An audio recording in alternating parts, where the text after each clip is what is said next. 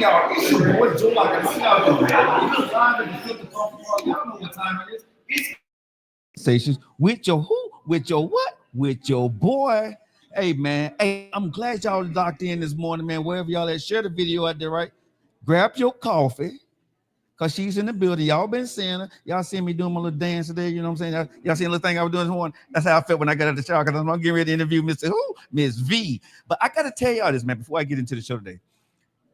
Y'all made me feel so special this week, honestly. My team knew I was getting ready to do with the Joe Lockett show that I've been doing for 12 years. But you guys didn't.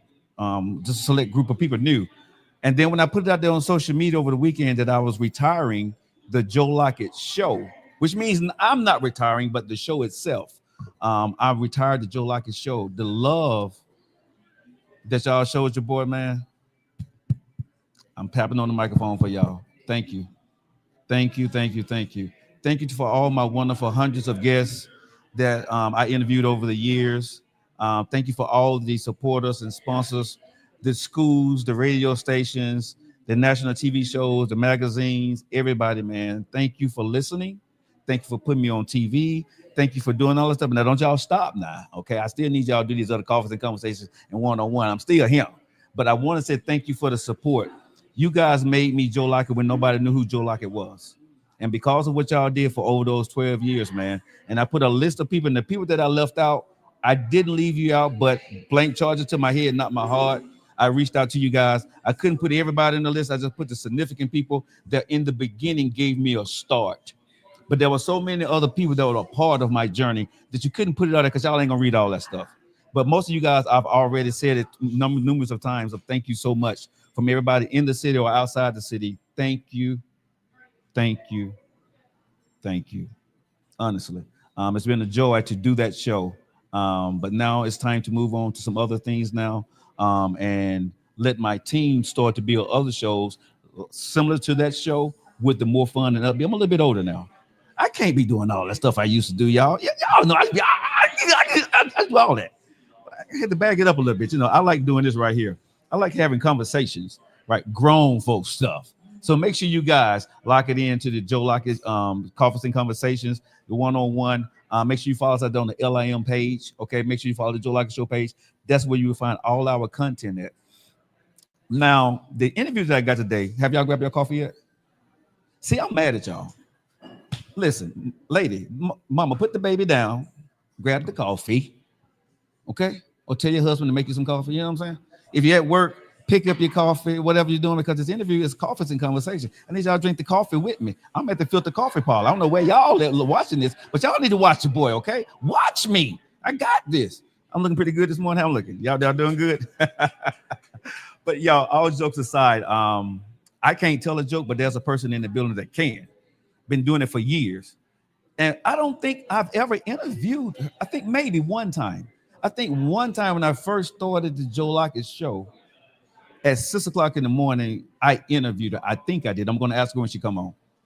But I don't think I've interviewed her since. And she's blown up all over the world, travel doing comedy, minister, husband, family, kids. And we always have said, we're going to get back together. We're going to get back together. We're going to talk. We're going to do this. I see it at events. We'll pass each other. Well, she's in the building this morning. And she said, I finally got her. And she said, Joe, I don't mind having a cup of coffee and a conversation with you. And I said, really, Miss V? You coming? She said, yeah, I'm coming, Joe. Well, she's in the building, y'all. The one and only Valencia Johnson, better known as the one and only Miss V. How you doing, baby? I'm so good. You look so amazing. I'm so humbled by this opportunity. All over again, Joe, you're talking about I've blown up. You have blown up. There is nowhere you go that you don't hear something about Joe Lockett. And I love you. Thank you. Thank you. But it's so good to have you. How you been? I have been good. Look at you. Trying to get all slim and trim and stuff. Look at you. I like you. Okay. You been out on the road lately?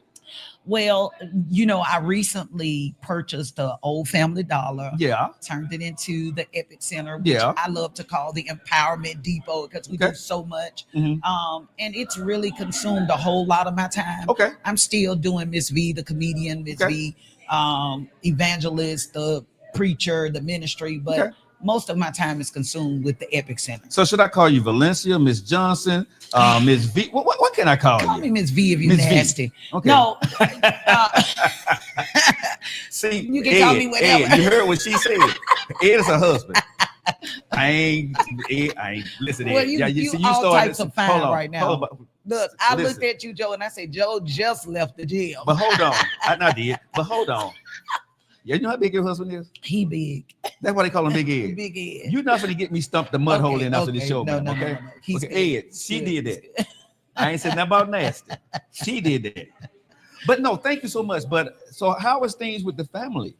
Oh my God. So we did interview years ago. So we did. My children. I did do one ago. interview. Yeah. Yes, years ago. My children were all young. Right. My oldest is 38. My baby is 27. Wow. So it's been a long time. I got 8 grandchildren. Because if I'm not mistaken, I had just started the Joe Lockett show early in the morning, 6 o'clock on a Saturday morning. Yes. Well, how crazy is that? That is crazy. I interviewed you probably, I think maybe within the first month of my show. Yes. Now I'm interviewing you again, like 2 weeks after I retired the Joe Lockett show. What an epic moment. Yeah. Well, just to answer your question, life has been life, and my children are obviously grown now, and they have children. Okay. And some of them are even helping me in my business. Okay.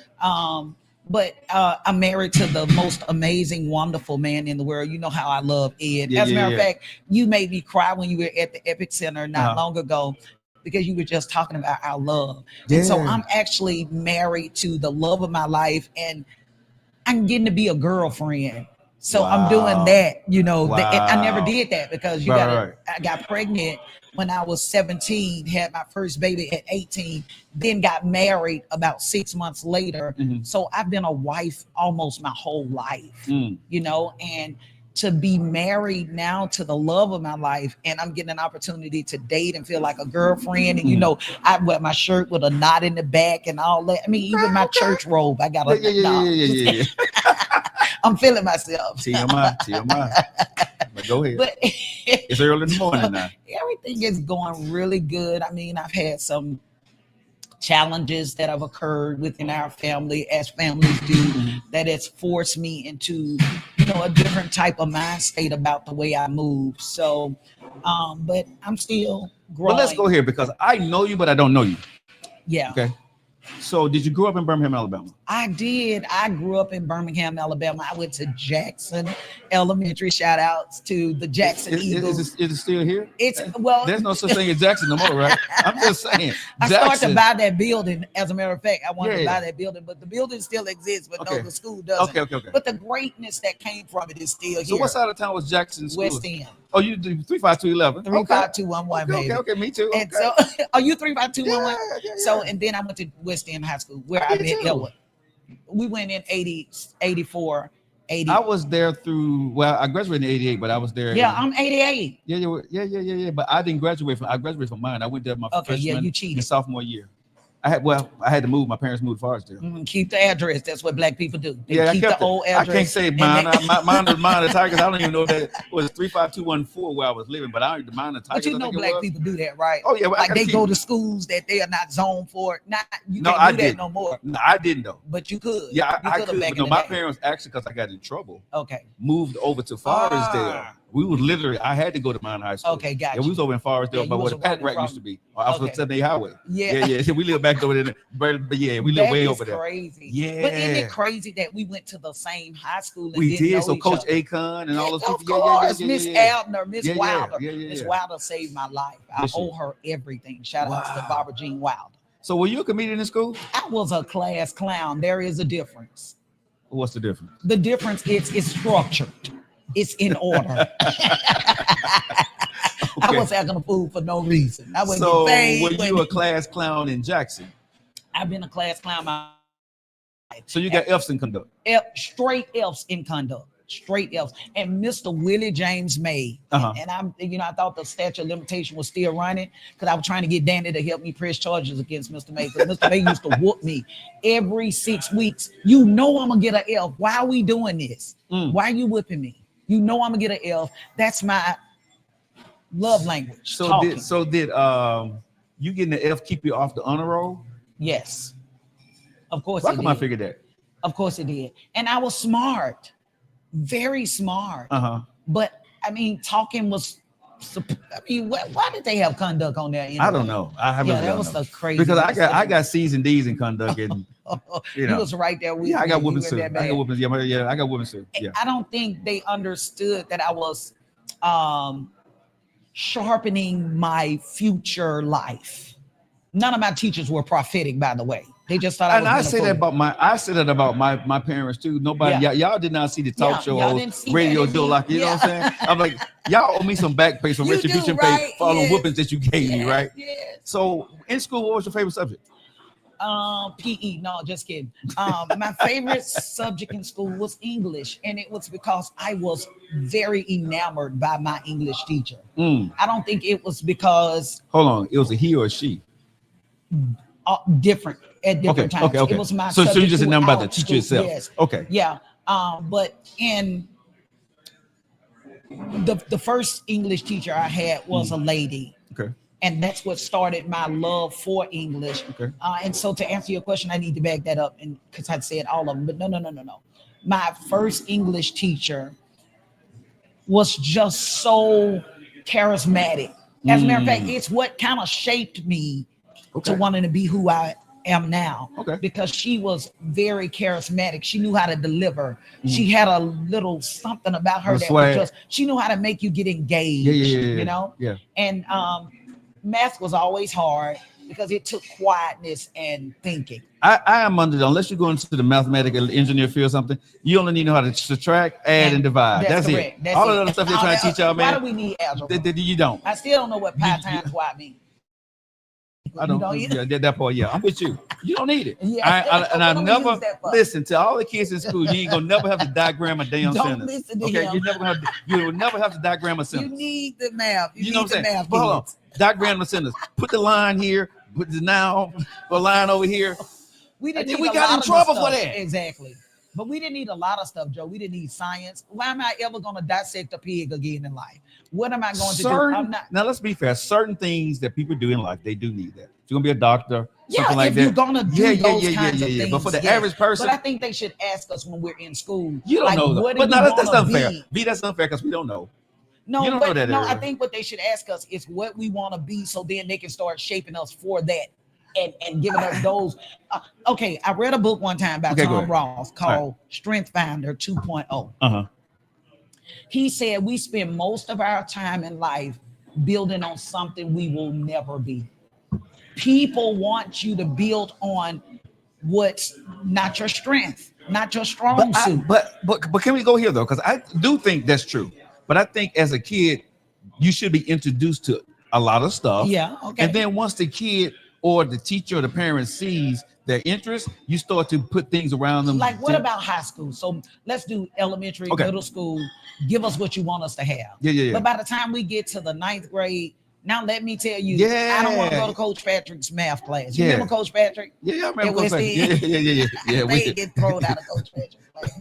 I can see you getting thrown out. Mr. McIntosh. Yeah, McIntosh. Yeah, I remember that. Never want to be in their class. No. But no, I loved English because it actually pointed towards something I was passionate about, and that was talking. Let me ask you this question: did you grow up in a 2-parent household? Yes. Okay. But my grandparents raised me, so I make real cornbread. Well, hold on now. So so if you don't mind me asking, you said grandparents. So mom and dad was. So my mother was killed when I was 6 months old, and most people. That's what I was telling you, Joe. People don't know me for real. I didn't know that. I told you so. Yes. So what? Most people think they know me because they see Miss V, but they don't know Valencia. So your mom was unalived at. She was killed when I was 6 months old. Okay. And my dad's mother raised me. Okay. Along with her husband. And where was your dad? My dad was. Sometimes he stayed with us. Okay. But we were more brother and sister and friend than we were ever. Because he was so young. Yeah, well, because my grandmother resumed the role of being my parent. Guardian? She just wasn't with that. Gotcha. Yeah, this my baby. Gotcha. Yeah. Okay. And that was not the best decision.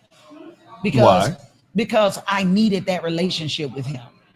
And I later learned how that absence was, because my dad had a piece of me that I had already lost a piece of me, and my dad had a piece of me that could have helped shape me or helped me, to navigate through life, but he wasn't given that opportunity. And I don't want to say it like that because I don't want nobody to think my grandmother was so mean or cruel, but she was just She did what she thought was best. that she was going to raise me, which I'm glad she did, because my dad was also on drugs my entire life. He was one of the most amazing drug addicts you would ever meet. Meaning he functioned. I'm sorry. No, you can laugh. It's okay. I'm a comedian, because this is all a part of laugh at my pain is what I think. Yeah, you did just say. Yeah, he was one of the most amazing drug. Like he used to get his. I bet you don't remember the cleaners, Bergamot. Yeah. He used to get his clothes clean still as a. I remember when he used to freebase. I remember when he was on crack. I remember when he was snorting cocaine. I remember all of those. It was another drug he did. He did all the drugs, by the way, and he was a alcoholic, but functioning. That's why I'm scared to do any of it, because I think I'll be good at it. Like I'll be the best crack addict. Like, give me my wig. This interview is over. Give me my wig. What I want you to do is brush out this baby hair. No, I'm not going to do this. Give me some Brillo pads so I can smoke this rock. But no, really? He was. And my dad was so freaking funny. So funny. So that's where you probably get it from. Joe, I could cry right now. This man was hilarious. And I loved him. I loved him. I looked like him. My hands are like him. I mean, he was so funny. I could say something, he'll just bust out laughing. He'll spit his juice out. He thought I was hilarious, but he was so funny. But that connection and I found that connection when I reconnected with Ed, because my dad had did time in prison and Edward was in prison. So I used to go over to my dad's house every morning before me and Edward got back together. This is another part of the story we talked about, because Ed did 23 years in prison. You know that, but I'm just saying this part. And I used to go by and see my daddy every morning after I dropped my children off at Hoover. I go see my daddy and he would talk me through stuff. He was smart too. So you say your mom was not here after 6 months you were born. Your grandmother took you over with your grandfather. That's correct. When did you start to realize that your mother was not here? That's so crazy that you asked that, because I found out for real, that this wasn't my grandmother when I was like 12. How does that make you? Now you see all these stories. This wasn't my mama. Yeah. So you see a lot of stories like this, right? So when you did find that out, real time, I want to ask you, no BS. What was that like for you? It was devastating. Was it? It was devastating. And here's the thing, and I know people are gonna think, okay, this is now the smart minister, prophet, Ms. V that's saying this. But this the real truth. I always felt like I didn't fit. I always felt like something what was that feeling like? Right. And think about it now. I said 12 was when I found this out.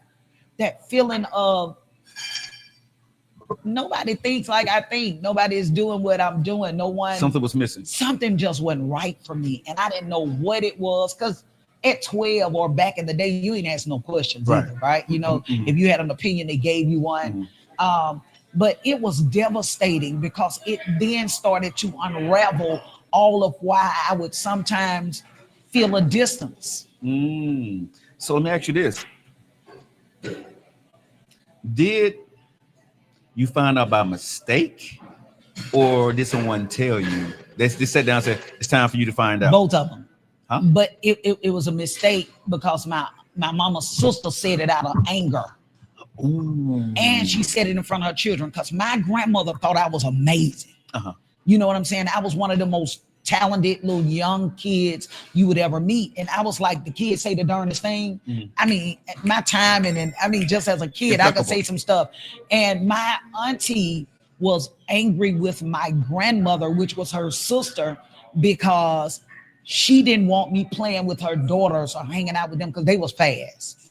I wasn't fast. They was fast. And this particular day, my mama let me go up there, and my auntie, something was going on. I think their house just wasn't that clean as our house was. And I was talking to them about how their house needed to be and this and that. And she said, and Leola got you thinking you better than other people. That ain't even your damn mama. And I was like, huh? So when I see that kind of stuff in the movies, when I saw that moment on Jumping the Broom, I actually went through that. Yeah. And that's the most. So in the beginning, you didn't believe it, right? I know you did. No, I didn't. And I was a track star, by the way. I broke records at Jackson Elementary, ran track at West End. And I remember running. Do you remember where Mayor Arrington used to live in West End back in the day? And Jackson Elementary now is almost close to Denison Avenue. Oh, okay, gotcha. I ran from there to home to talk to my grandmother about this. And I remember this conversation like it was yesterday. The emotions are still attached to it. She didn't know what to say. And so I think the things we think we should keep a secret or that we shouldn't share with our children can later be damaging. But this is Coffees and Conversations. I got to go here with you. Go. You was running home after hearing the information, right? Was it hot? Was it cold outside? It may have been something like today. So I remember we were in school. Did you burst through the door? Yeah. Where was Grandma at when you asked? Probably in the kitchen cooking, you know, how did somewhere you ask in that. And I was like, dear, Aunt Ruby just told me you're not my mama. And she was startled. Because I didn't go into sit down. You know, I'm 12. I didn't know how to set it up. Right. And she said, what are you talking about? She got real defensive. You know, my grandmother was like that. She could back you off of whatever you wanted, you know, to say or do with just her tone. Right. But I wasn't backing down this day. This day I was standing up to this thing. I mean, and my grandmother was the grandmama that'll knock your head off and then put it back on your shoulder. Right. You understand what I'm saying? Like I ain't got no kidney right now. I know she knocked that out of me when I was probably about 11. Right. But I went coming down, Joe. I was like, are you my mama? That explains Leroy, the other stuff. Stuff just didn't ever add up to me. My cousin could go to, he was my brother, but he could go to this other lady house that was his mama. So that didn't make sense. Right. But as a child, you putting this stuff together, you know, you've been a child before. To ask questions. Yeah, you know what I'm saying? You know, mom and daddy go in the room and you think they fight. Yeah. Later on, you realize. Yeah. That part. What is that noise? I read it with my Fruit Loops. You know, they enjoy y'all coffee, y'all. Y'all gonna enjoy it. I told y'all, Coffees and Conversation. Miss V is in the building, here in the Filter Coffee Parlor. Let's go. But you know, she was just like really aggressive in her response to me. And I remember never getting a full answer that day. Wow, she didn't answer you? Or never. Wait a minute. You said or never? Never. I don't even think we ever talked about the conversation again. Let me tell you what I found out 6 years ago. My mother's birthday was June the 25th. My birthday is June the 26th. It blew me away. Wait a minute. I went and got my mother's death certificate as a gift to myself on my 50th birthday. My mother's birthday was June the 25th. My birthday, June the 26th. I was her birthday gift. Wow. She died 6 months after I was alive. I know nothing about her. Guess what else, Joe? I had grandparents. I was made to believe it was nobody but my mama. My mama had a mama and a daddy. And guess what I call this lady? Miss Ann. She's my grandmother. Her husband, Mr. Anderson. I'm saying this what I said because all I remember was my grandmother saying Ann was my grandmother. She was very, my grandmother, my dad who raised me, my dad's mom would always talk about my grandmother being a drunk. And that's why they kept me from her. Okay. But she had a husband too. And I believe somewhere I might be rich. So you better treat me right. Because I'm looking to see if they had any land, anything. So your mom side of the family, you was not allowed I thought it was no more. Because you thought what you had was that. Yeah. So when did you find, so you said only to 12 years ago? When I turned 50, 6 years ago. I'm 56. So you didn't try prior to find out some stuff? No, come on now. You live in a black family. Whatever they hide, whatever they conceal, you don't go break the seal. I mean, you're not finna talk about what uncle did or what grandmama did or what auntie them was or none of that. I mean, now today is different, but back in the day, if your parents didn't give it to you, you weren't finna search for it. You weren't finna see. I said I turned 50 and when I got a death certificate. So what about the auntie that blurted it out? You didn't go back to her at no time? No. Were you afraid to find the answer? No, I was very curious as a child. And I told you I was like the kid that say the darndest thing. So, I mean, but the way it went, it was almost though as I knew based on the way it went to leave that alone. Okay, so that's at 12, off limits. So at 12, you confronted your grandmother. Right. She never really did answer the question. No. So you made your own answer, but you didn't go any further with it. I don't even know if I can say I made my own answer. I just accepted whatever it was. And what was that? Because it was this my mom, this my daddy. Okay. And I got a daddy that's my brother, and a auntie that's my sister. And none of these people never really knew how to even engage me. They loved me. I don't get that. And your dad never tried to tell you the truth. Nothing. Me and my dad has never had a conversation in depth about who my mama was, what she did, what was her. My auntie said to me my mama was very talented. She would sew my clothes on her hand. Mm-hmm.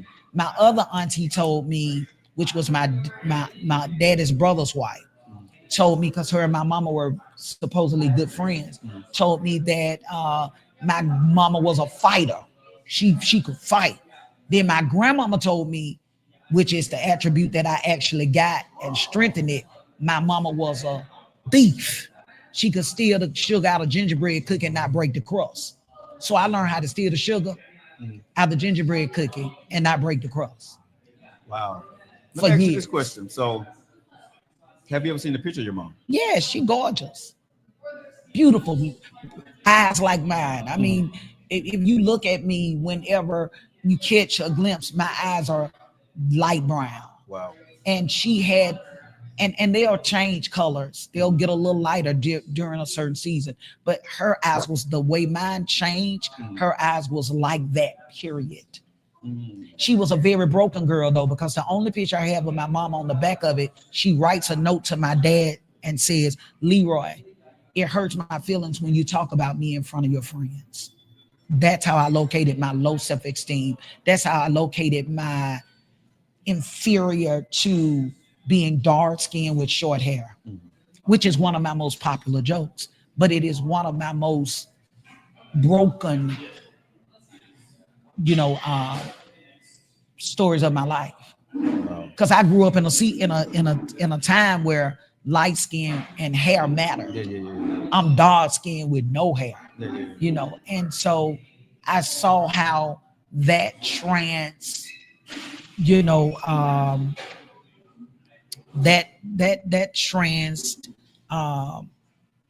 help me with the word. That was passed down to me. Yeah. And so, yeah. Let's go here, because I'm very curious about this. If you want me to stop, I will. No, I want you to go wherever you want to go. I can handle it. Okay. I had 7 babies, 52 pounds. Gotcha. I can handle stuff. All right. You ain't even catch that one. I called 52 pounds. You're supposed to have said ouch or something. You're very disrespectful is what you are. You're supposed to stood up and saluted me. You supposed to pull something out for the folk that ain't here. Some. I'm with you, but I'm so amazed, but empathetic of where we are in the story. Oh, wow. Okay. Honestly, because I didn't know this about you. A lot of people drinking their coffee right now, right? It's like some people are spit their coffee and like, what the hell did she just say? Yeah. Right? Because the question that you haven't asked, I haven't asked you, and you haven't put it out there. Do you know how your mom passed? Yes. My mother was killed accidentally is what they told me, but they were keeping a gun from her cousin. It went off and shot her in the mouth. Go figure that one. Shot her in the mouth. Wow. Do you know where she's buried? No.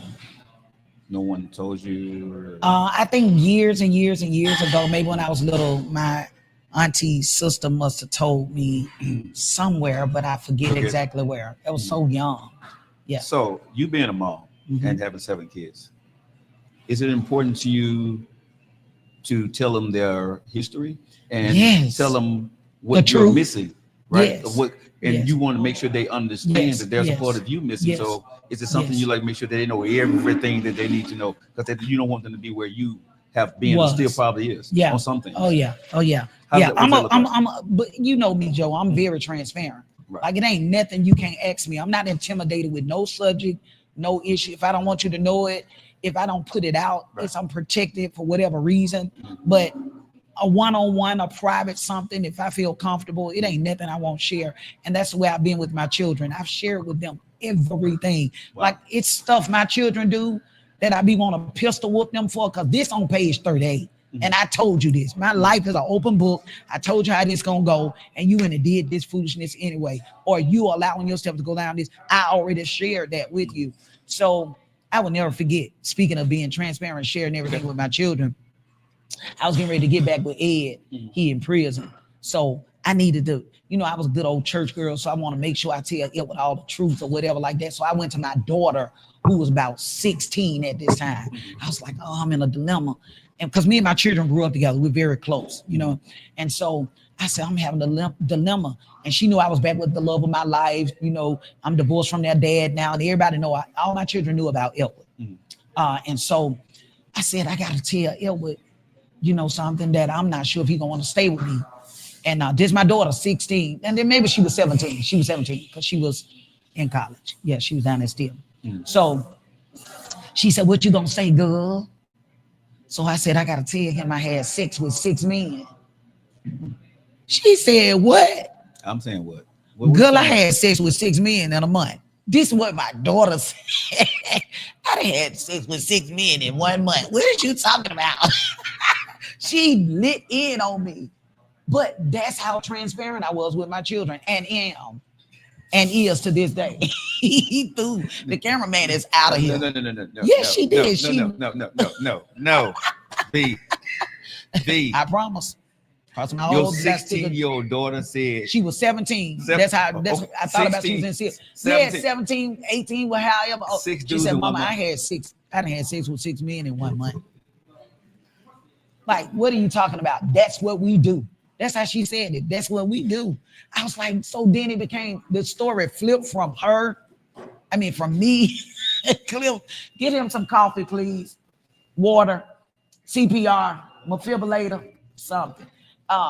She then flipped the script and started to talk to me and started to share with me how admirable it was that I was 40-something years old and could say I hadn't been with but 6 men. I said, but 6? That's horrible, right? She was like, no. Same reaction when I got to Elwood. He was like, I done had sex with 6 women in 1 night. So I'm out here a virgin and didn't, the mother of 7 children and a virgin. But that's how transparent. How many people spit the coffee out? Yeah, that's how transparent I was with them. I mean, I talked to them about everything. I talked to them about, my oldest son just came to me not long ago, and he was asking me questions because he had a conversation with his dad about me and Elwood being married. Everybody know Elwood was my high school sweetheart, and Elwood was before Gandhi. Okay, let's kind of pause right because I want to get to that because we're kind of jumping over. Okay, go ahead. Okay, so we're here with your mom. You graduate from high school. Yeah. Okay. You pregnant in high school? Yes. Okay. With your boyfriend's baby? With Elwood's daughter. It was Elwood's daughter. Okay. Okay. So you met Elwood in high school? Yes, I met him in 1984. Okay. So you had your first baby. Was you senior, junior? I was a junior. Okay. So when you got ready to graduate from high school, were you going to college? What was that looking like? No, I wasn't going to college. No college? No, I knew. Well, one of the things, I wanted to be a comedic actress. I was infatuated with Carol Burnett. Okay. So I wanted to do something in the entertainment world. Okay. You know what I mean? Back in the day, that's who we had. Carol Burnett, late night, right? My grandmother would, that was how I would be punished. I couldn't watch Carol Burnett. Okay. That's how much I loved this lady. No, I didn't. I knew I wasn't going to college. I was an athlete. So college was always presented to me because I was a track star and I played basketball. Right. And that was the whole pitch when I was in school, or excuse me, when I was in school was to get more education. Right. I knew I wasn't gonna get more education. I didn't like it when I was there. You understand? But did you feel when you got pregnant that some of your chances would be squandered away because? Absolutely. My family, my church family, made me feel like I had committed the ultimate sin. I got pregnant out of wedlock. Mhm. I had to stand up in front of the church and apologize. What? Oh yeah, back in the day, if you got pregnant, you had to stand up in front of the church and apologize. The most Apologize for being humiliating pregnant? thing, yes, for being pregnant out of wedlock. Never mind, brother such and such. I almost called his name, but he still got children living. Would be out in the back smoking and drinking, and then he would sit on the pew and sing and usher us into the presence of God. But I got pregnant, and that was the forbidden thing to do. So yeah, I got pregnant for Elwood. And that pretty much made me feel, based on everything they said to me, my life was over. Nothing. I'm never going to be anything. So I'm pretty sure never going to amount to anything. Right. So during that time, who was your mentor? Who was your guide to get you through that moment? Was it Ed? No, God. Because they had ran Elwood off. What? But I had a good relationship. Yeah. They ran that one. Oh yeah, my daddy said this nigga can't come here. Oh, you can't say that on TV. You didn't say Blurt that that I beat back, that I roll that back. Do something. It's live. You can't do it, right? Live. You can't. Okay, but you know, back in the day, our parents didn't play. Yeah. My daddy was like, no, he ain't up to no good. And Uh-huh. I can't even tell you what my mama said. But my mom used to always tell me it was gonna make a hoe out of me. Right. And mama, you were right. I'm an official hoe for Ed. Sorry. I'm just saying, it's the truth. I always look up to heaven and say, mama, you making a hoe out of me. You know, when I'm at home and yeah, okay, go ahead. I'm sorry. Which I'm gonna write a book for all the deep women who don't think, yeah, you need to do some other stuff for your husband. Okay. This Are we coffee drinking? show tasting good Okay. this morning. Good God. Everybody in the coffee shop is laughing, and Yeah. but your daughter's sitting there like, that's my mama. This is how she is. This is what we get on a regular. So they ran Ed off. Mm-hmm. You graduated. Mm-hmm. What's your next move? And you're pregnant. I got a job at McDonald's. Okay. My life completely went down here from here, by the way. Okay. So I'm getting ready to tell you about 21 years of pure D hell. Let's go. Because I do not have the love of my life. I resent my parents. I got a baby. I'm grown now. Mhm. I'm feeling myself. I ain't scared to talk back no more. Mhm. The baby done gave me ammunition and power. Mhm. And the church done already decided. So I ain't wooing them no more. Right. Golly, but somewhere in that, I started feeling like this all I got, church, family. So I got to win them over.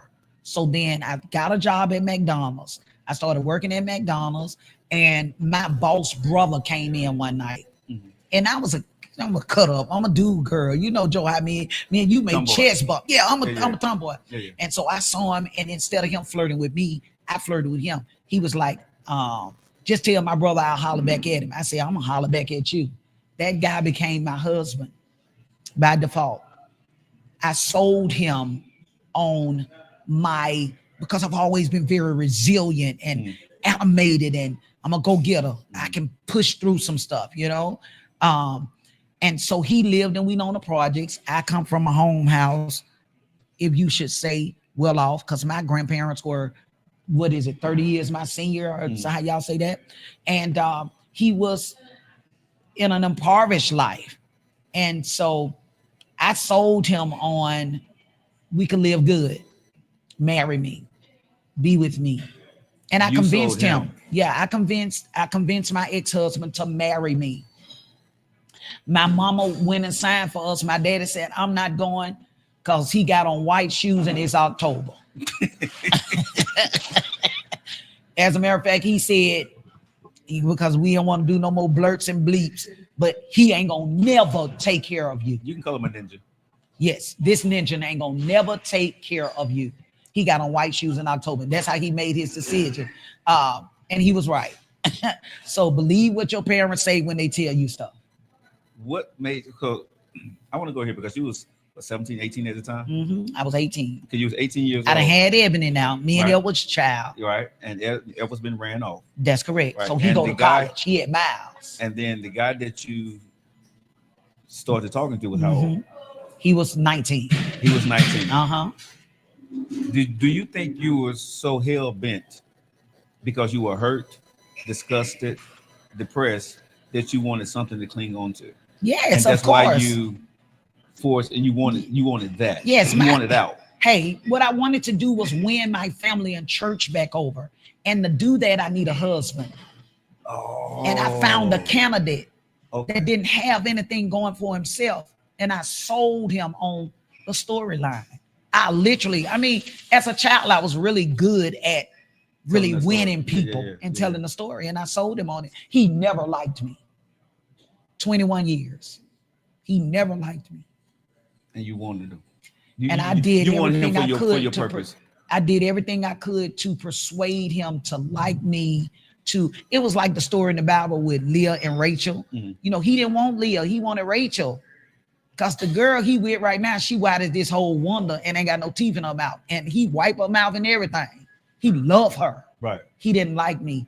I was also very high maintenance. Like my family, my mother gave me, you know, an expectation for life. So I wanted clean things, nice things, pretty things, shiny things. My grandmother was well put together, you know, and she could present well. So, you know, I'd bow feather down comforter and he burned it with his cigarette or cut up my shoes with scissors. Or I went through 21 years of physical and mental abuse. 21 years? 21 years. You was married to him for 21 years? Yes. Huh?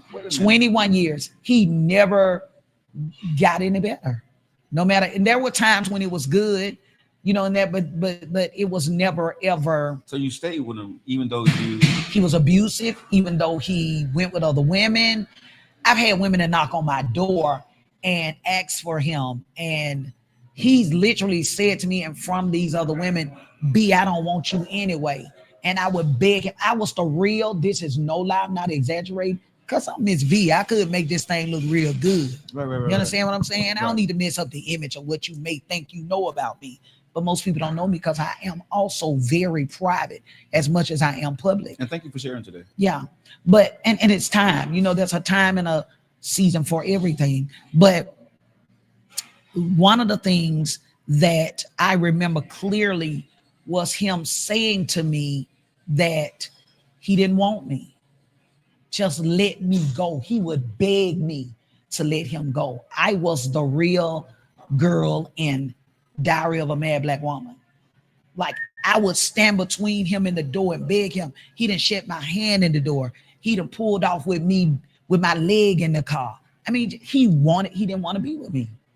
That's why I don't want him dead. I don't want nobody to hurt him because it wasn't his fault. He really tried for years to get away from me. What do you think, because of where you came from, you didn't want something else leaving you again? What was that for yourself? Abandonment issues, rejection issues are real. That's a whole nother show. Bring me back for part 2. I think that's what you should do. This should be iconic enough that don't y'all think I should come back for a part 2? Because I can't tell it all right here. Right. But no.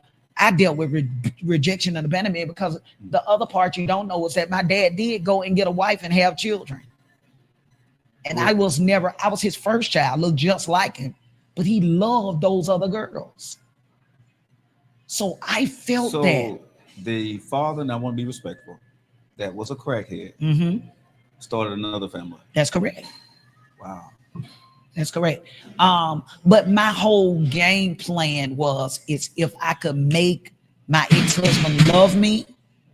And again, like I said, Leah and Rachel, remember, she kept having babies. Like, if I had this baby, he'll look at me. If I had this baby, he'll blah, blah, blah. Remember, how many babies you had by him? 5. Me and Ed would have 2, and he and I had 5.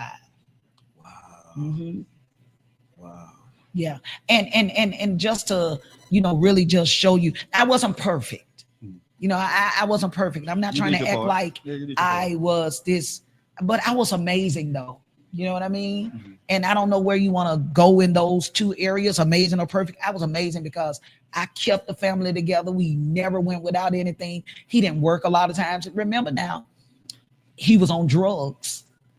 So I don't know if I told you that part. Your husband. He got on drugs the 2nd year of our marriage. So for 20 of those years, he was a drug addict.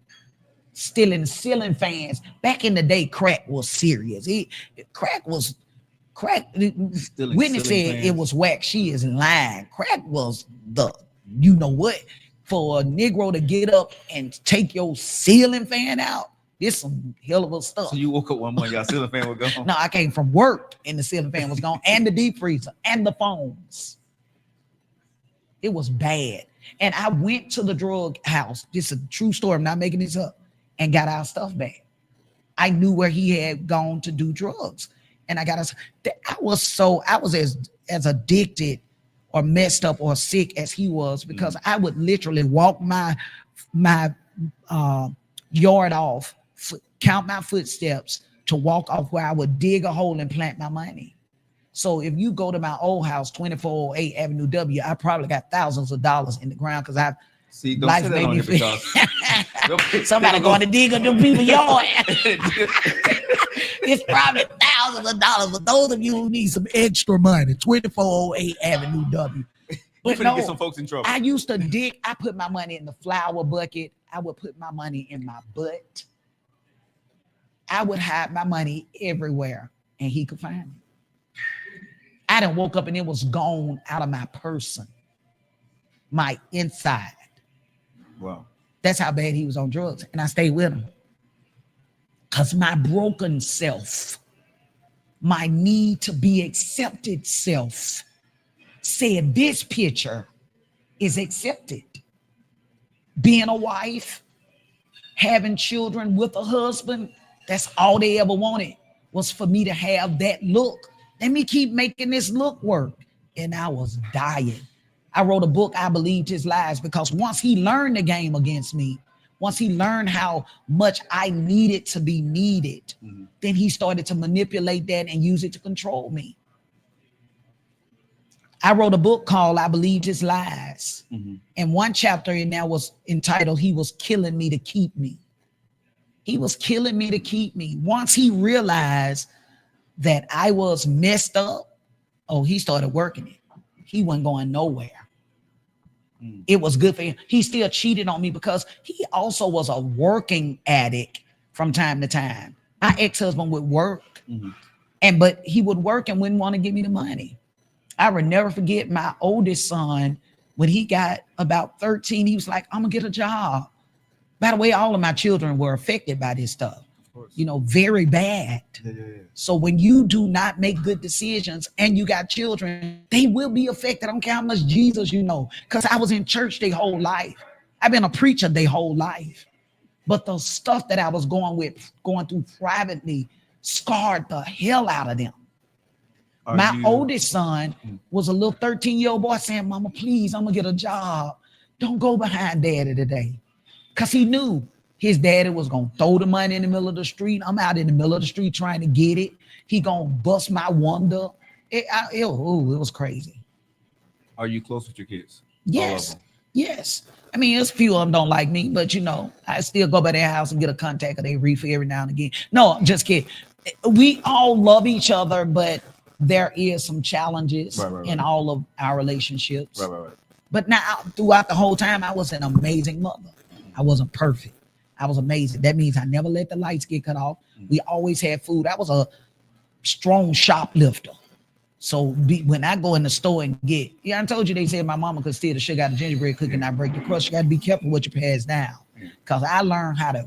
So you were stealing for your kids? Yes. And what came, and this is another thing too, that you got to help me put it in a book or some kind of way, Joe, is what came out of hustle turned into a habit. As people are watching this story, I thought you was gonna shout or cash out me right there. That was a word. What came from hustle turned into a habit. You supposed to quicken or something. You ain't saved at all. What church you go to? Where's your pastor? Bedside Baptist. Okay. Explain why I ain't getting no reaction. Jesus. But something, as people are watching this, I think your story needs to be told on the national level, and hopefully Sherry People always Shepherd, say that. Jennifer Hudson sees this and bring you on their show. I received that in Jesus' name. And if y'all watching the show, tag Sherry Shepherd, tag Jennifer Hudson, because I think your story will be very good And when they do bring you on the show, I got you. I just want to, if you're going to Shout the show, you out. I know I want to be right there. Okay, well, you going with I'm me. going Okay. with you, Okay, and I good. want to go down there. I ain't got to be on the show. Okay. But I want to go down to the thing. I want to do my Just dance. do that little dance. Okay, I got you. It's done. Settled. That's all I want. Write that down, Melody. It's a done deal. Yeah. That's all I want. You know, I ain't got to be on the show. But I just want to do my dancing. You want to do your dance. Yeah, we made it, B. We came. You spoke it, and it happened. Lock it in. Lock it in. Hey. Let's do it. No, I really think, what you're saying, number one, you're sharing it here. Had no freaking idea that, no. Maybe some stuff, but this? Yeah. It's deeper than what you can even way imagine. Deeper. We don't have enough time. I think that we don't have enough time here. And honestly, my platform is big, but I think you need to be totally even on a bigger platform. Look at you. How selfless is that for you to even say that? Sometimes we feel like, they call us the crabs in the bucket in Birmingham. We hoard. You go to church, your pastor gonna make you stay at just his church. You ain't going to nobody else's church. And if you go to anybody else's church, he gonna get up that Sunday and preach against you and tell you blah, blah, blah. So for you to say that, that's really admirable. God got for me. Yeah. Right. God put me here to connect. Yeah. Right. And when I see something, like I said, my platform is what it is. God's blessed me, and I'm growing. Yeah. But I'm not Jennifer Hudson or Sherry Shepherd, right? Their platforms are bigger than mine. So listen, they always are looking for a good story. I think yours is a perfect story for that. I don't know if you know this, Joe, but Lifetime actually came to Birmingham to do a show off of me because when they did the biopic of the Clark sisters, they got such high ratings that one of the producers told me, he said they started looking for more African-American, ways to do more African-American content. And he said, so he put in the search, African-American clean comedian. And what I'm gonna do on this show here, I'm not gonna tell the whole story. I'm gonna go through a little bit more, but we're gonna leave some for them. Yeah. Okay. I love it. But what I want to do here is kind of just, for this show here for Coffees and Conversation. Hope you guys enjoying your coffee. I am. I almost stopped the interview because she is V. But then it made me want to come back in there because you're V. Thank you. Wow. Your husband, 21 years. Let's just go through the part. I'll let you tell Sherry and Jennifer about that. Okay. You divorced them, or y'all got divorced? Yes, finally. Okay. So, what led to the divorce? I met a guy. So now I got to talk about the part was when I was a hoe. Okay. Well, you done brought all this up. We might as well just go on. This Coffees and Conversation. You laughing at? This is Coffees and Conversation. You got to be careful though, because all of this stuff is, life is real and healing happens in so many different ways, whether we like the way the healing work or not. This guy was writing musical stage plays, still an artist, still preaching, still doing comedy, writing musical stage plays. And I had an event at his brother church. He was a top administrator. You need to stay at the church. You stupid. I can't with you. Don't go back to church. You just stay right at bedside Baptist with you. You and I be there. Yeah. But so I was having this event and he was so helpful. I love him to this day. We still talk. It was knowing everything. Cause I'm transparent. I'm a real, you fine. That's just that. It ain't intimidated with that because he fine as all get out. Yeah. But I'm intimidated because I'm scared of your you stupid. I can be real though, and that's why me and Ed met each other. We friends. So, but anyway, so this guy, he was the administrator, and he said he watched my ex-husband. He said that dude didn't have a clue. He didn't have a clue as to who you was or what you possessed. And I watched, and all I wanted to do was help you. It was never about a relationship or sex or any of that. He said, I was just attracted to your resilience, your tenacity, how you was just doing it and moving, and you knew what to do with the cameras, and you knew what to do the stage, and you was directing, and you could sing, and then you could do da-da-da-da. So he said, I was just impressed with you. And so one day when I went by to take a deposit, he said, can we go to lunch? I just want to talk to you about what you got going on and da-da-da-da-da. And it turned into 20 some years now, dissipated in 2 or 3 days. Wow. I was healed. I'm sorry. I was delivered. I no longer wanted abuse from being with this man for 2 to 3 days. He opened my door. He restored me. He opened my door. He told me how pretty my eyes was. Look at your little nose. And it was nothing sexual, just the stuff that he knew about that me. You were lacking. Yes, that you never heard he before. affirmed me in ways that I had no clue. He told me how to take my business to the next level. He told me, hey, let's get some real flyers made, because I was getting one of my children to make the flyers and going to run them off at the library or something. I don't know. They was on regular paper. He showed me what 20 weight versus 50 weight. You get what I'm saying? Yeah. This man taught me so freaking much. In less than a few months, I was doing amazing out of things. there. Right. And I was doing amazing things. Gotcha. And I remember when I started talking to him, my ex-husband got wind of losing his position and power over me.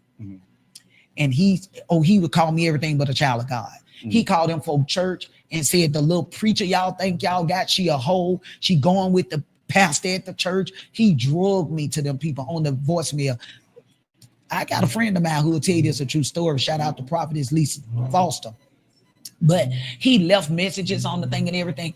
And I did have sex with that guy eventually. But by then he had already taken me to Kobe's and what's that place on 280 used to be out there, that hibachi grill that I knew then. No, not Sticks, Kobe and somebody. It was a Japanese restaurant right there now where Papa Do's is. But anyway, he had taught, I'm drinking plum wine stuff. You gotta know I had all them children. My children were probably, the youngest was maybe about 7. And so go do the math. So this young man was a guy who actually just took. He was an older man. He was a retired military man. He was a man. He was a man. He was a man. He was a man. And he made me look at Valencia. Wow. And when I saw me, it was over. It was over. I didn't want to be BH, bald head, ugly. Don't nobody want you. Ain't nobody gonna be with you with all these children. I was no longer willing to be drugged. Wow. Oh, by that time, I want you to grab my hand and open my door. That's the standard. That's where I want to be now, because this is what this person did. How old were you when that happened? I was probably 40. Damn. Maybe 38, 40. It took me a long time to get here. I think one of my most favorite, I got the Trailblazers Award here maybe a few years ago, more years than back than that. But my acceptance speech was Alicia Keys, A Brand New Kind of Me. In the song, she said, it took a long time for me to get here.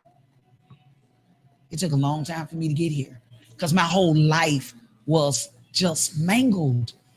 Mother being killed, daddy being in the basement sometime, grandmama and grandparents trying to do the best they could, but trying to give me their life and storyline. I fall in love with this guy who just, that's another thing. Edward was the same way, like this guy. Edward was so attentive to me. I never forgot that. I fell in love with him. Oh, I was so in love with Edward. If you go to my friends, they'll tell you. And so this guy showed me some attention I never ever received. So did that go anywhere with him? Did you have any kids with this guy? No, we didn't have no children together. I was done with kids by the time me and him. You know, I had to have my 7th child. Okay. Remember, I was 29. I had all my 7 children. So you just kind of, you dated him for a little while? And you know what's crazy? My daughter, transparency, was out of school. I used to give my children skip days. And so she chose this particular day as her skip day.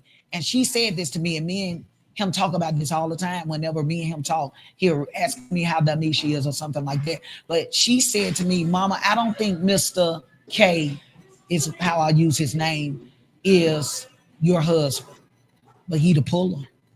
He the what? The puller. Meaning? This baby was in like the 8th or 9th grade when she said this. He the puller. What is a puller? That's all she said. He gonna pull you out of this relationship with daddy. He gonna pull you out of this mess you in. Because my children very spiritual too, but she called him the puller. And me and him looked up the word puller. We couldn't find a definition for puller, but we found pulley. It means to extract something with force. Okay. He broke that cycle, that damaged mindset off of me with his attention. It was never before he ever touched me. I was delivered. And I guess as a woman who has gone through who had gone through as much as I had gone through, I thought the compilation prize was you. Let me give him some of this cookie. Yeah. He said to me the second time we were about to have sex, God told me not to touch you. I'm not your husband. God told me not to touch you. Then I started crying in the bed at the hotel in Hoover. Mm-hmm. And he said, what? I said, I know I don't know what I'm doing. Again. Yes, felt rejected. I know I don't know what I'm doing. I know I don't know how to do it. And then I started telling him all about what my ex-husband did or didn't do. And I don't want to be with him because he and blah, blah, blah. He was like, that ain't got nothing to do with it. And my ex-husband would say some real damaging stuff to me about, he said he lied. That's not it. I just know what I heard God say.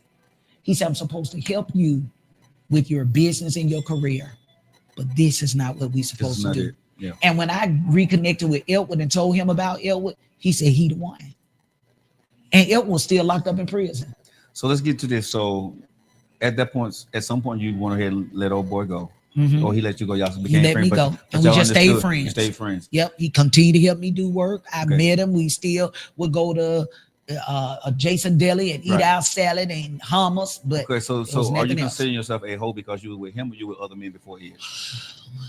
Well, never did I ever consider myself a hoe, but you know the narrative. That's what you said. No, but wait a minute. No. Y'all play the tape back. That's what you roll said. The footage. I know I said it, but what I'm saying is I never considered it. That was just what was said if you did that. That ain't what the way you put it out there. So there. I said, now we got to get into talking about when I was a little bit of a hoe. Okay, so that's the one, or there was others, or then I got pregnant for my ex-husband with Elwood too. Me and Elwood got pregnant again. I was married. Yeah, I know I told you it's too much of a story, but you want to sit here and have coffee and conversation. We need coffee and Jack Daniels. But you want to sit here and I'm need something. You need to take this to the next. We do this part here, then we going to what's Danny place dinner to do the next one. So we get drunk because they're gonna take another. No. Yeah. I got pregnant for Elwood while I was married to my ex-husband. So it was a lot of moving parts. All of it ends up with Elwood. So I think because me and Elwood married, that should wash the wholeness from him, right? That's a wash. That should just go away. Why are you laughing? That should be how it worked. I vindicated that. I'm the one. What part about that is? Corinthians, not Corinthians, Corinthians Club. No, we broke up. Or not broke up, we just started doing business. And then I met another little young guy who gave me some more attention. And it was so fun to be with him. And then I met another older guy, and my girlfriend like, good, that man dated, gone about his business. He ain't had no teeth, but he was so fly. He had a Cadillac, he could crank it from the house. You understand what I'm saying? That was amazing. That was brilliant. How many women we have people passing by talking? They hear your story. People are sitting in here. They probably got places to go, but they're sitting here listening to your story. I love it. But no, Joe. So after him, I did meet a couple of other guys, and then of course Elwood and I got real serious, and I shut down and just became focused on him. So, me just knowing your husband now, Ed. Yes. You didn't shut that down. He shut that down. Well, he was locked up, and if I was in any way, don't talk about in that time because you couldn't get pregnant while he was locked up. No, what I'm saying is I shut down dating. Okay. I mean, I just stopped. So completely. Did you get him locked up? No, my husband actually got in trouble when he was in college, and he was a part of a murder. A triple homicide. You probably remember it. Just didn't know. Yeah. I heard about and so he had life in prison. He was supposed to never get out. That's a whole nother story right there. Right. Because my faith and just trusting God. It's a lot. Like Elwood had just given up and said he wasn't getting out. But when me and Elwood reconnected, I stopped going out. You got to understand though, between Dundee, my ex-husband, and my now husband, I didn't date. I didn't have a boyfriend or anything like that. So having this little window to go out to Steppers and Walkers and all these different places, I wilded out for like carry the 1 times 2, 6, rounded up to about 6 months. Now, people have always said when it comes to comedians, right? Y'all are dark. As I listen to your story, right? Do you think that's where you vented on stage and your jokes came from because that's what you was going through? You was able to vent and make it into some type of way of coping with what you were going through? Because you were Miss V doing those 20 years with him. Yeah. So you was going through physical abuse, mental abuse, sabotage, drugs, and then going on stage and acting like and making money and making everybody thought everything was okay. And you had kids. And I was preaching. And you were preaching. Like, and my life was a mess. Yeah. It was a fool. And yes, I used all of that for an outlet. I was very passionate about the word, very passionate about comedy, loved what I did, but it was an escape. Where were you with God at that time? Oh my God, my whole life has been just strong in God. My grandmother was a strong woman of God. Like, my grandmother prayed every morning and every night. She taught me the Bible. I used to read the Bible. My grandmother read the Bible with a magnifying glass, and for some reason I thought that was the anointing or something. And I bought a magnifying glass too and realized they ain't had none. She just couldn't see. But she taught me the Bible. My grandmother was determined I was going to be the greatest evangelist of all time by the age of 12. But when I've always been in the Lord. Okay, but when you was going through all the stuff you were going through, the turmoil, did you feel that God had abandoned you at any point in that time? No, I always felt like God was with me. Like, that's all I knew. So even though it was hard, even though it was, can you do that on a live interview? You just did. People passing by. That's what we do here. Okay. Talks and conversation. Okay. And people. And people. So it was always hard, and my faith was what sustained me. My faith was what drugged me. Was God talking to you during throughout that? Oh, many a times I knew I wasn't supposed to be married to my ex-husband. I knew there were seasons when God provided a way of escape, but I was so broken and messed up. And then the church was also an assistance to that, because that's what they accepted that looked better. You understand what I'm saying? And the scripture says a sanctified wife saves the unsanctified husband. So certainly I got to stay with this man, stick through it, because I got to sanctify him. Okay. So I ask this question on every show I have. When you were going through this and, God was talking to you, how did he talk to you? Was it a man voice, woman voice? Was it a feeling? It was my voice. It was my inner being. Okay, I know God, and I know the difference in me, my flesh, my desire, and God's voice. It is something that is unexplainable to me. I cannot make you know it's not. And, we think it's Moses, the 10 Commandments. Moses, put down the rock. No, it sounds like me. I can hear it. I can feel it. I know it's spiritual. I know it's different. It's something uniquely different. It's something completely different than any other thing I hear or know. Just in a natural perspective. So when you do know it's the spiritual connection, what is your next move after? Okay, he talking to me. I need to what? Obey. Naturally, we got two parts of who we are. Okay. We got a natural and a spiritual side, right? And just depending on which one is the strongest determines what your answers are in life. I like that. But I like that, though. That's very truthful. It is. It because really a lot of times, you can say, well, God spoke to me, but you still wind up doing 20 years of foolery. Yeah. And God spoke to me before I married him and said he wasn't the one.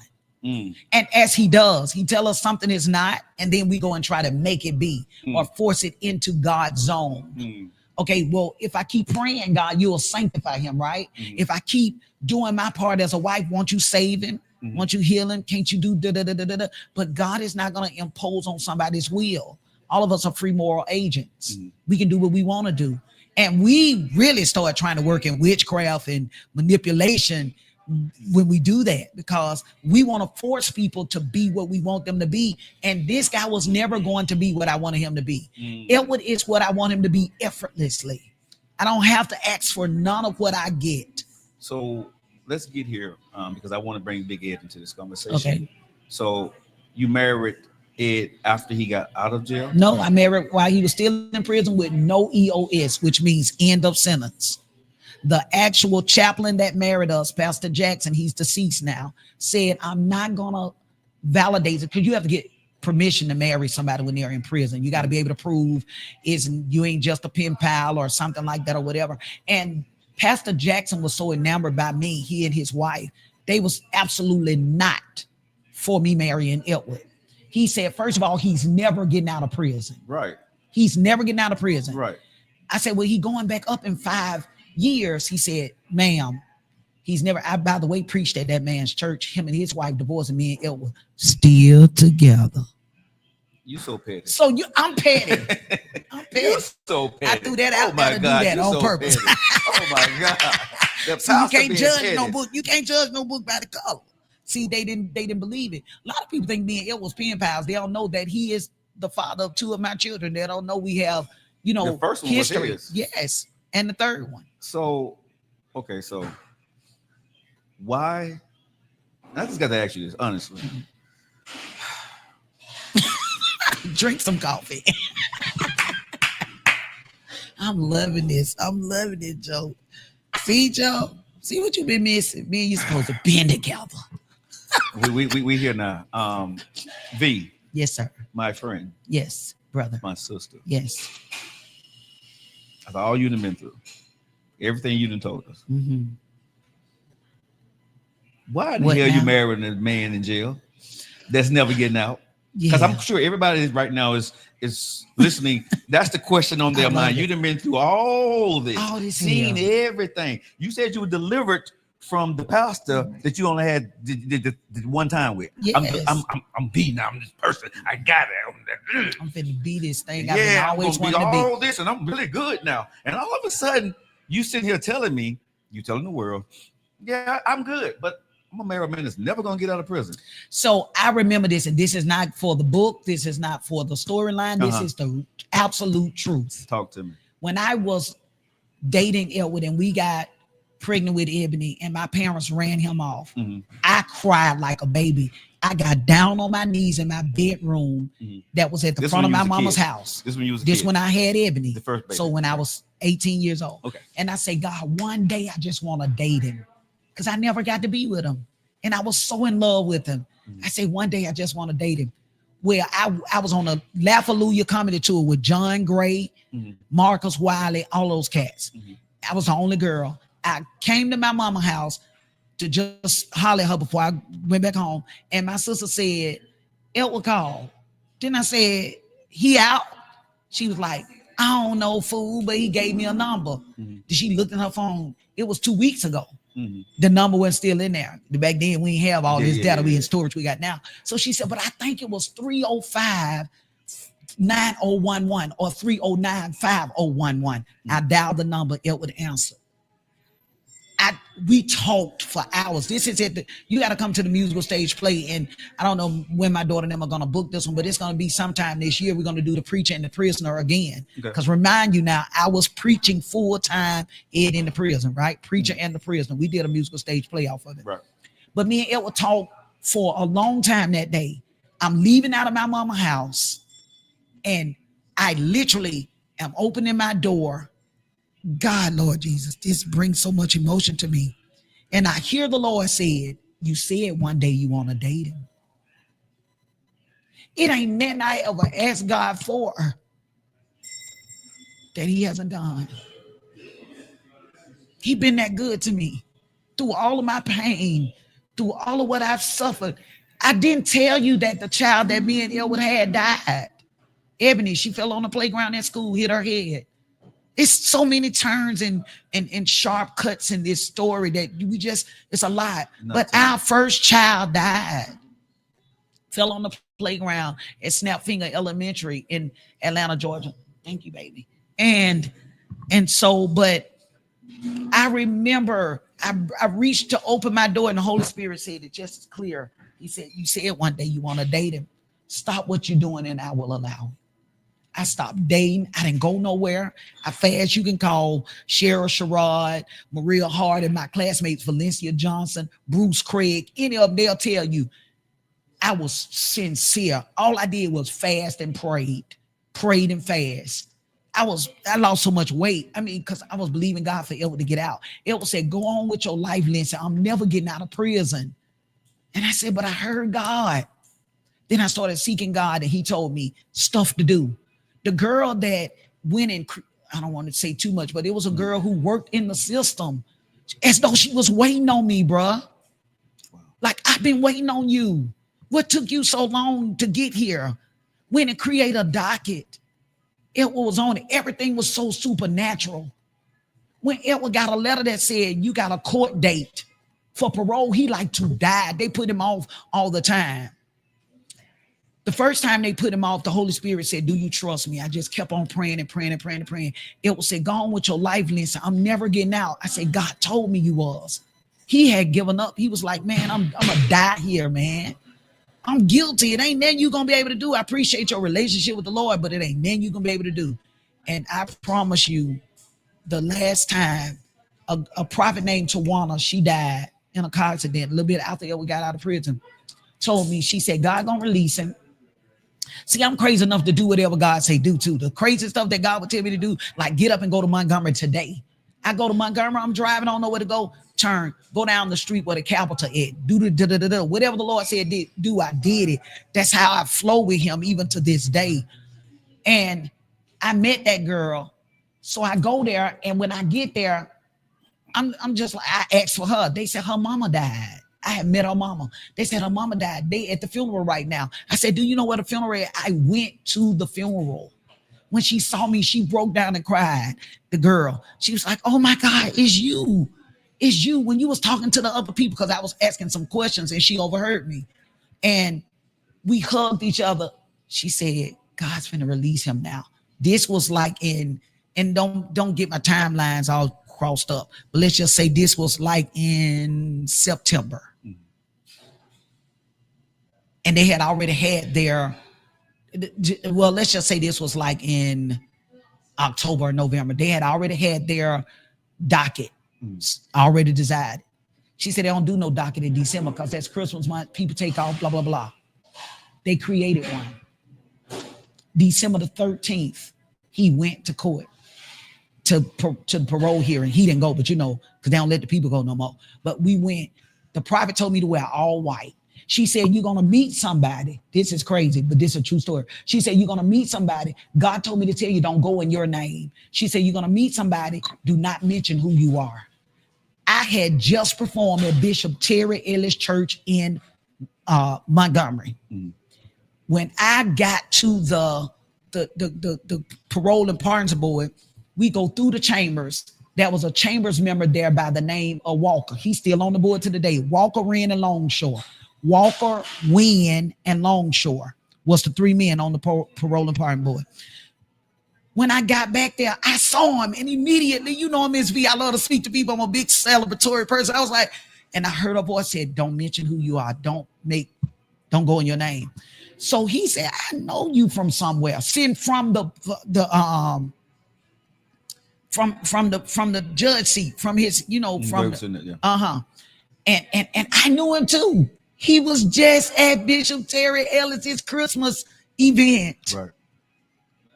And I didn't say anything, just held my peace. That man, the other two men on the board, said because Ed had did so much time, all they need was 2 signatures. Walker and Longshore signed off. Wynn said he'll never be nothing. He's been a part of a horrific murder. He's shot and killed. He's been bad in prison. He started running his whole everything. I mean, that boy had 62 citations in prison. He was like, he ain't never gone. I'm not signing off on it. Them 2 men, because he had done so much time, he needed 2 signatures, signed off. He looked out at the audience at me, Walker. He said, you will be one of our greatest testimonies. Go. Wow. I obeyed God to the letter, and everything just worked. I'm not saying I'm perfect, but I do my best to do what God say do. I'm not, I don't dot every I and cross every T, but that's what his blood is for. So when you talk about how do I know his voice, I've been listening to him for a long time. I know the difference between him and Valencia. I know the difference between him and Joe. I know the difference between him and, sometimes my emotions get the best of me, and like especially with what I'm going through right now. And people will say stuff, and I know we can draw people, to say what we want to hear. But I said, God, even in this situation, I don't want nobody flattering me. If you're not going to do this, give me peace to accept it now so I can be strong enough to maintain my life. But I know his voice, and I know he's been so faithful to me. Yes, I was abused. Yes, I was abandoned and rejected. Church has been hard to me. All of my church pastors, as talented as I am, as amazing as I am, none of them have put me on. None of them. And I've been faithful at all these places, but I couldn't seem, Joe, to get nobody to recognize it enough to say, you say some stuff to me and have said some stuff to me in there that other people persecute me for. People hate me for my love for Elwood. People don't believe I had an event at the Stardome, and it was a Q&A moment, and a lady stood up. This is a true story. I got the video. Stood up and said, Miss B, everybody said you have a relationship is fabricated, like, cause it's so fine and fly. So you don't deserve a man. That's how meaningful with people. And we just so we think this all match that.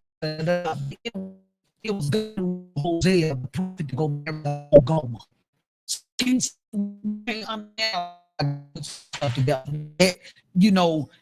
I'm beneath Elwood anyway, because I'm a good-looking girl too. You understand what I'm saying? I'm sharp, I'm smart, I'm blah blah blah. But you'll be amazed at the people who hate me, who hate us, because they don't believe our love is real. The celebration of us is lost, and we are so cruel to each other sometimes. I've not sat under one pastor that has said this girl still going, and they all know this story. She's still going. She's amazing. She deserved. Man, ain't nobody came by the Epic Center and helped me. And I'm in the most horrific crime area in Birmingham. The church doesn't come to see about me because we're so cruel to each other. With that being said, number one, thank you for sharing that story. Yeah, I'm sorry. Thank you. The other thing is, you do have the Epic Center. You and Ed opened that up together down 3rd Avenue. Yes. How does that come about? Passion. Me and you talked about this a little bit earlier. I love people. I love the arts. I love the entertainment. I'm a comedian. I'm a playwright. I'm a minister. I'm an empowerment mentor. I love what I do. And I was renting Carver Theater, Bessemer Civic Center, Fairfield Civic Center, BJCC. And I always wanted my own spot. I said, if I get my own spot, if I want to have a big girl slumber, I do this thing called Big Girl Panty Slumber Party. Because when I was growing up, my grandmother wouldn't let me spend the night with nobody. She was really protective. That's why Aunt Ruby told me what she told me. Right. But I used to always say, and I'm an only child, I used to always say, when I grow up, I'm gonna create me some friends, some sisters. I'm gonna have a slumber party. So in my 40s, I had my first Big Girl Panty Slumber Party.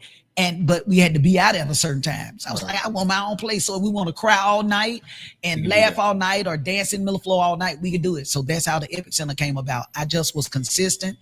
During COVID, I got fired from the radio station and started doing a live at my house 5 days a week, me and Big Ed. It started off with What Matters with Mrs. V. And that was really me taking digs at the radio station because we was talking. I'm getting on this truth. We was talking on the radio station.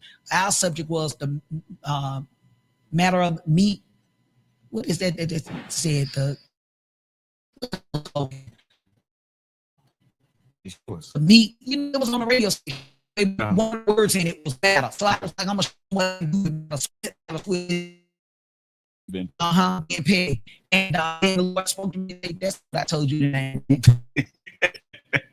So then that's when I changed it to Epic Empowerment. And those people got behind it and I loved us. And we got that building, no credit, just offerings. And I put everything we had into that to make that the place where you can come and laugh and dance and be healed and be delivered and have your events, because you may not you, but you may not have money. And I remember when I didn't, but you need a place to act out your vision, to do what you love doing. Here's that place. So I didn't just want it for me, I wanted it for people. So if they wanted to do what I wanted to do when I didn't have this, they could, because I can be there all night. You ain't got to, turn off the lights or leave. Well, we're definitely going to bring you back for a part 2. Thank you. But love you. This is what we're going to say this first. Okay. Y'all make sure y'all share it out to Sherry Shepherd and Jennifer Hudson, because if they take it, we don't need part 2. She's going to be good. You know what I'm saying? You know what I'm saying? You just come back and give me the after you came off one of their shows, and we can talk about how much fun we had up there. Yes. All right. Yes. But I want to thank you so much for stopping by. It's Joe, so much in your you. story. It's not even enough time in the show to tell about everything. Shout out to Big Ed and your family. Y'all, if they want to book an event, where can they find you at? If you like to book me, you can. My daughter has all of that. She can speak it out right now. We can hear. Yeah, can you say the number? They can call Melody Mills. She can say. Miss V. Miss V at The Epic on 3rd. That's how you can book me. All of that. Yeah. All right. So we'll put it out there on the caption Instagram. for you guys, because I know you didn't tell the story. I know. Yeah. You got a lot on your mind. All right, guys. We hope you guys have enjoyed this show, man. Listen, I've laughed. I've almost cried. Almost stopped the interview. Did y'all enjoy that coffee today? The one and only Miss V was in the building. Y'all make sure y'all stay locked in. Next week, we're gonna have some more guests in here, but y'all make sure y'all follow Miss V out there. Thank you so much for having coffee with us today. And you know how your boy feel about you, right? I love you. Have a good one.